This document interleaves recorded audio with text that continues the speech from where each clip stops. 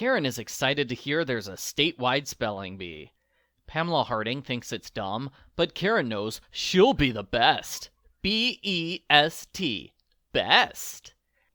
I read this book out loud to my kid. About a quarter of the way through, she told me, "Just say the words, don't spell them out. That's super annoying." Yes. Yes, it is annoying when somebody spells every single word out loud.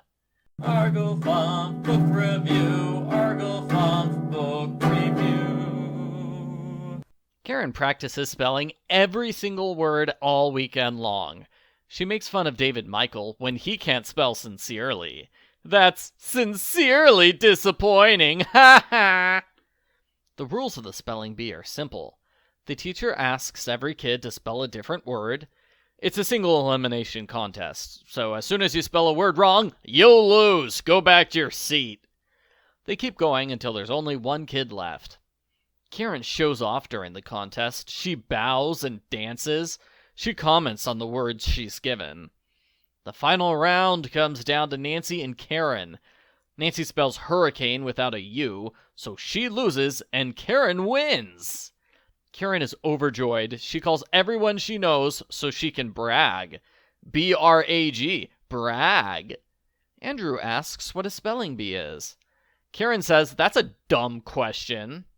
Mom tells Karen to apologize, but Karen does spelling instead. So she's insulting her brother and ignoring her parents. Seth thinks no apology is needed. Just answer Andrew's question in the most condescending way possible. That's good enough. Karen says she'll be the best speller in the state. Andrew doesn't know what a state is. Karen gets mad at how dumb he is, and she asks to leave the table.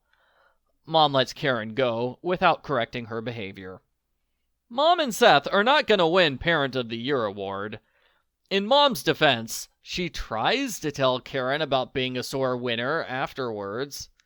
Besides, I'm not winning Parent of the Year award either. Earlier tonight, I started making dinner. I went downstairs to write this review.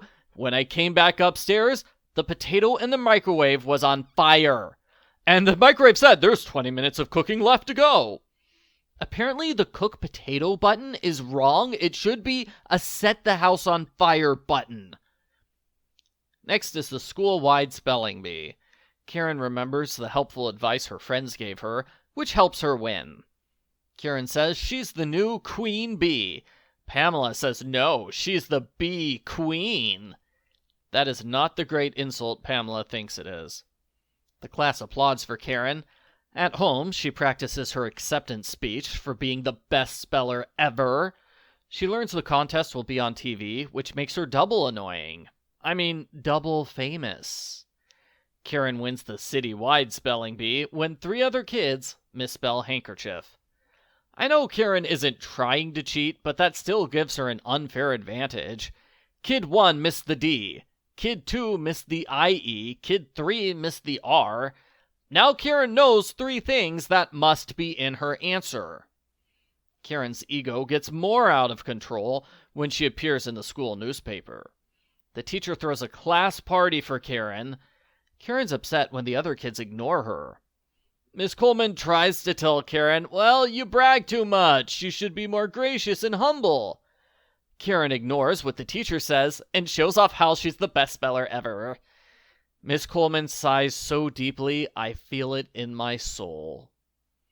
Karen reads the newspaper article to her family and adds a part about how she's a world-famous star who will win everything. Hanny comes over. Karen starts spelling the names of colors. When Hanny tells Karen to stop, Karen ignores her. Karen switches to showing off her new outfits. Hanny goes home mad. At school, Hanny and Nancy hang out with Pamela instead of Karen. What? Karen's furious, and she gives an I demand to speak with the manager speech. She tells her friends they will be sorry when she wins, because now she won't take them to the movies. Won't they be sad when they don't get to see Minecraft? Karen gets a little tired at the county spelling bee. She wins when her 2 opponents mess up dictionary. Sounds like they should have checked the dictionary before competing. Karen yells at Emily Michelle because Emily cried during the competition. The adults look sadly at each other, but they don't do anything about Karen bullying a toddler. At the state spelling bee, a girl named Melissa tries to make friends with Karen. Karen's confused. Why is a loser talking to her? Doesn't Melissa know Karen's gonna win? Karen and Melissa are the last two contestants. Karen gets distracted thinking about how great it's gonna be when she wins. She's so distracted she messes up the word convertible. That allows Melissa to win the competition. Tough luck, Karen. But at least you're not like that blockhead Charlie Brown, who lost when he couldn't spell his own dog's species right. Karen's family comforts her and says how proud they are. Christy's especially concerned with making sure Karen's ego will survive. Karen, don't think of yourself as a loser. You're a winner. Karen admits maybe she should apologize to her friends. Gee, you think, Karen? Next year, she's gonna win the spelling bee for sure, though. Yeah, she didn't learn her lesson at all. The end. Post-book follow-up. I did not like this book. It's mostly Karen being a braggy jerk to everyone. It's also repetitive. All the 5 spelling contests are pretty much the same. There are several places where the artwork is not good. The new artist does not seem comfortable imitating the original artist's style, and the characters often look squished. Due to the story, there are a bunch of unnamed new characters who only appear for a page or two. All of those looked great, so the art was good with that. Karen occasionally mentions the word list. I think she's trying to say kids are given a complete list of words ahead of time. So to win, you don't have to be good at spelling, you just have to be good at memorizing. After the 3rd round, Karen doesn't mention a word list anymore. The book is unclear as to how the final elimination works. It's implied that you can't win unless you correctly spell the word your competitor missed. That doesn't happen in the 2nd spelling bee, though. I don't know what they do in the round where 3 kids messed up before Karen.